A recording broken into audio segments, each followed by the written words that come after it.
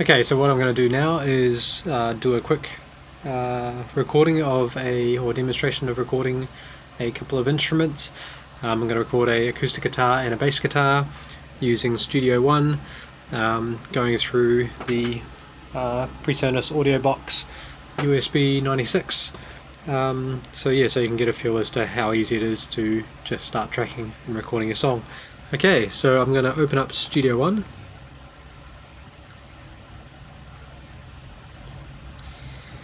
I'm going to just go up here and go File, New Song.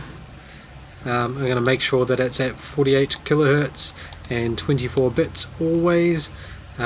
Beats per minute's fine for this example, 120 beats per minute. You can change that as you like and change its time signature, that's fine. And then hit OK. I'm going to go over here and say Add Tracks.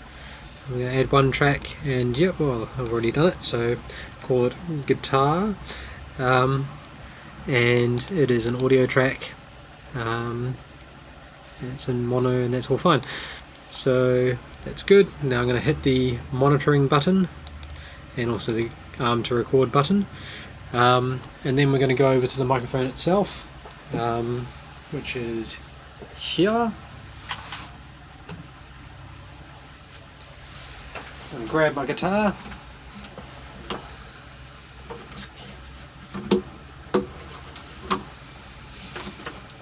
put on my headphones, reach over and grab the pick. And now, so I'm going to place the guitar, or the microphone, I'm going to point at somewhere between the 12th fret and the sound hole of the guitar, pointing somewhere in here. So I'll just lower it down a bit. There you go. And drum. So I want to have the sound coming, I want to have the sound coming through at about halfway up the meter. So I'm just going to give it a little bit more here.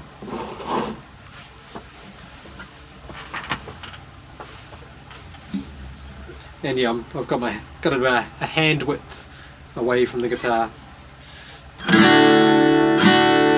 That's fine. Okay, so now I'm going to take the monitoring off on the guitar track because I don't want to hear it through here. I'm going to hit record, make sure the metronome light symbol is lit up, which it is. Hit record. Now I can hear the metronome in my earpiece.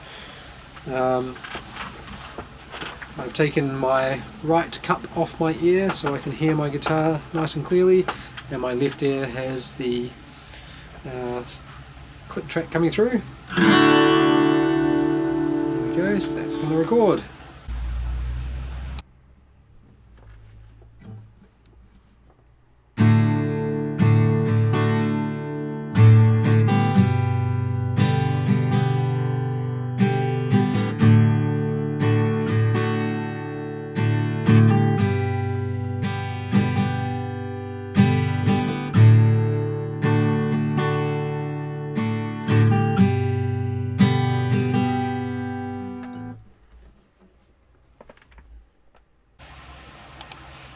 Okay, so now I'm going to add a bass track to this.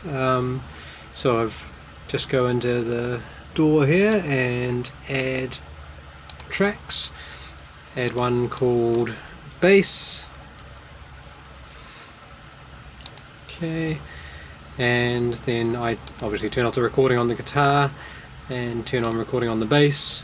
I'll monitor the bass as I set it up. Okay, so I will plug the bass guitar into input 1. Now this becomes a instrument jack, so now it's going to record my bass guitar directly in, or DI.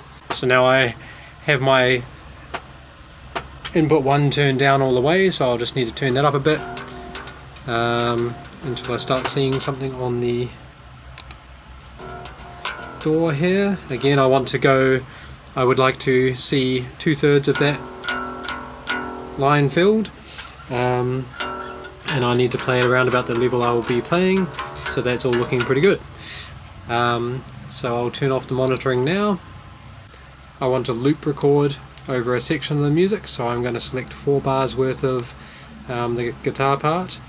I'm going to click the loop button there so that it plays a loop of this section over and over while I'm recording. So I'll go to the start of it here and hit record.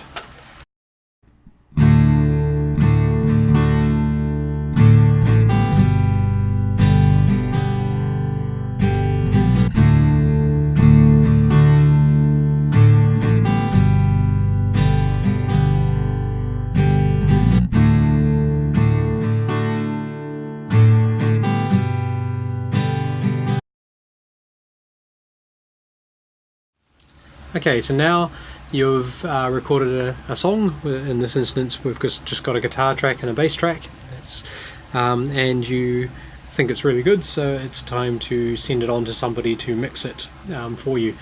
The reason you'd send it on to have someone mix it for you is because mixing and audio engineering is just like playing the guitar or singing or the other instrument, any other instrument that you know how to play.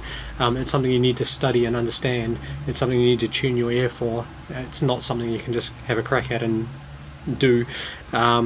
So in the same respect, you wouldn't grab anybody off the street who's never touched an instrument before and ask them to join your band. You hopefully would give the same respect to your song, that you wouldn't just give it a crack and see what happens. You're best to pass it on to somebody like a friend, a family member, a professional like myself who knows how to do the mixing and does it justice. So in order to do that, you need to be able to send the song to the person to mix, and you need to send it as stems or individual wave files for each of the tracks. So I will show you how to do that now. Okay, so first thing we're going to do is we're going to pull the loop region to cover the entire song. So the start of the first waveform and the end of the last waveform. We are going to go to the view and choose console.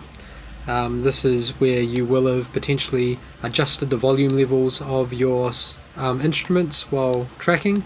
If the bass was too loud, you might have turned it down a bit, or you might have muted a guitar or something if the vocalist didn't want to hear that while they're singing.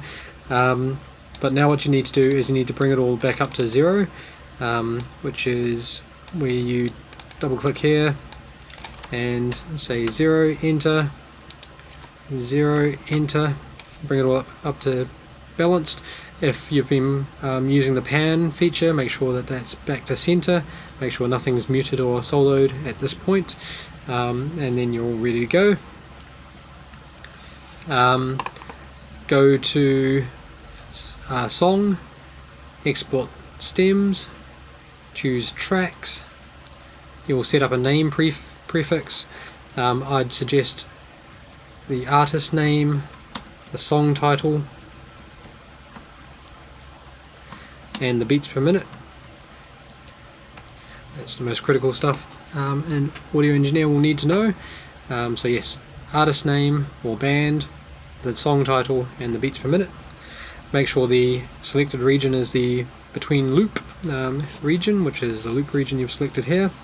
Make sure you've got a wave set as wave file, 24 bits and 48 kilohertz, always those ones, and leave these as they are, and then hit OK.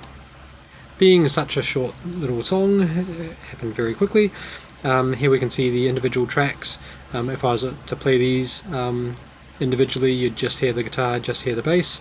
They're the same length, same size, which is perfect.